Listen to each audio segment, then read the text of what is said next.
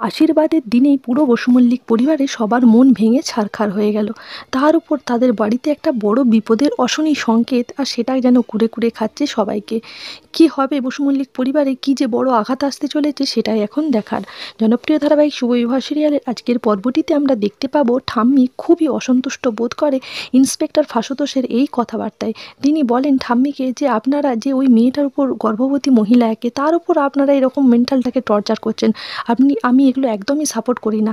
আর আমি তো নিজের থেকে চাইছি ওনার দায়িত্ব নিতে। এবার জ্যোৎস্না খুব চেঁচামেচি করে যে সে কে বলেছে তার দায়িত্ব নিতে, এরকম এত বড় অপমান তাকে কেন করা হচ্ছে, সে কি কোনোদিন বলেছে যে কেউ তার দায়িত্ব নিক, নাকি সে জলে পড়ে আছে, এইরকমই সব মন্তব্য করতে থাকে। এইদিকে ইন্সপেক্টর ফাসুতোষ ঠাম্মার কাছে যেয়ে ক্ষমা চায়। ঠাম্মিও বলেন সে একটা ভুল দেখাশোনা করেছিল এবং ভুল একটা মানুষকে নির্বাচন করেছিল।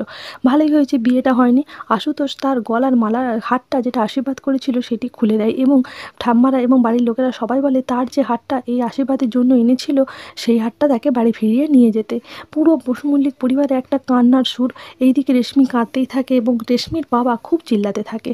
এইবার সে বলে যে এরকম একটা ঘটনার জন্য দায়ী ওই ইন্সপেক্টর আশুতোষ আর ওই জ্যোৎস্না, এবং জ্যোৎস্নাকে খুব কটু কথা শোনাতে থাকে মেজো কাকা। সবাই চুপ করতে বলে কিন্তু মেজো কাকা তো চুপ করার পাত্র নয়। জ্যোৎস্না সেখান থেকে কাঁদতে কাঁদতে চলে যায় এবং ক্ষুধাময়ীকে বলে যে আমি চেয়েছিলাম একটা নিজের পায়ে দাঁড়িয়ে আমার নিজের সন্তানকে মানুষ করতে। এইবার সুধাময়ী তাকে বোঝায় যে দিদিভাই, যেটা ওই ইন্সপেক্টর আশুতোষ বলেছে সেটা কিন্তু ভালো কথা বলেছে, ওনার মতো একটা বড় মনের মানুষ হয় না। সব জেনে শুনে যখন তোমার সব দায়িত্ব নিতে চেয়েছে তুমি কেন না করছো, আর তাছাড়া এখন কি মানুষের দুবার বিয়ে হয় না, ইত্যাদি ইত্যাদি আরও সব কথা বোঝাতে থাকে।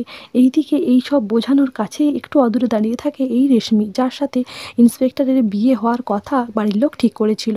এবং সে যখন শুনতে পায় দিদিকে এইসব বোঝাচ্ছে, সে মনে মনে ভাবতে থাকে দিদি কেন এরকম করলো, আমাকে কি একবার ভালোবাসতে পারতো না, আর নাকি আমার আশা থেকে সরে যেতে পারতো না, আর ইন্সপেক্টর আশুতোষ কি পারলো এরকম কাজ করতে।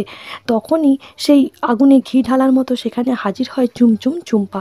চুম্পা সেখানে এসে তার ননদকে ডেকে বলে দেখেছো তো ওই সুধা কেমন নিজের ননদের কথাই ভাবছে, তুমি যে এতটা কষ্ট পেলে, তোমার যে বিয়েটা ভেঙে গেল, তোমার একটা লোকের মাঝখানে ফেস লস হলো, সেইটা একদম ভাবছে না, এখনও পর্যন্ত নিজের ননদকেই সাপোর্ট করে যাচ্ছে, আর তোমরা কিনা এই বৌদিকে এত ভালোবাসতে, ইত্যাদি ইত্যাদি আরও কথা বলে মনটা বিষিয়ে দিতে থাকে সেই রেশমির। রেশমি কাঁদতে কাঁদতে সেখান থেকে চলে যায় এবং পরে তাকে ফুদা বোঝাতে আসে, তার দাদা ফেজ বোঝাতে আসে, সে কিন্তু কারোর কথায় কান করে না, উল্টে ঘুরিয়ে দুটো একটা ভালোই কথা শুনিয়ে দেয়।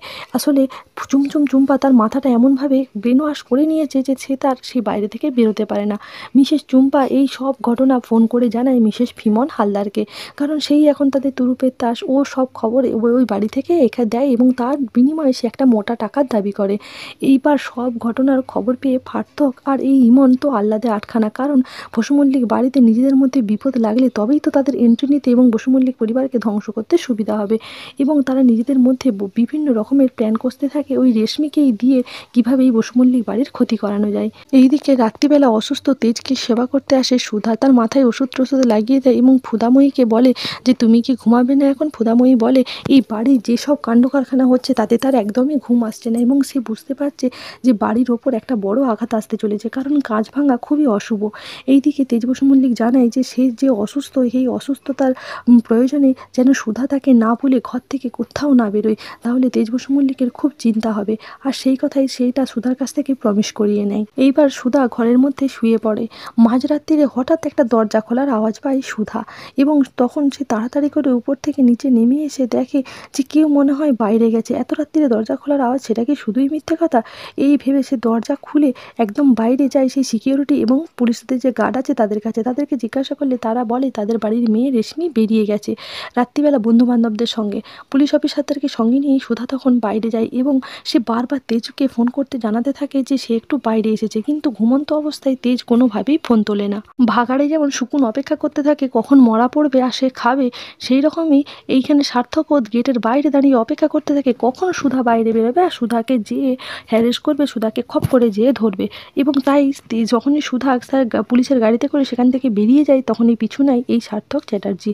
এবং ফুদাময়ী মনে মনে করতে থাকে যে তার স্বামী যদি ঘুম থেকে উঠে দেখে যে তার ফুদা নেই তাহলে সে কষ্ট পাবে, এই জন্যই বারবার ফোন করতে থাকে।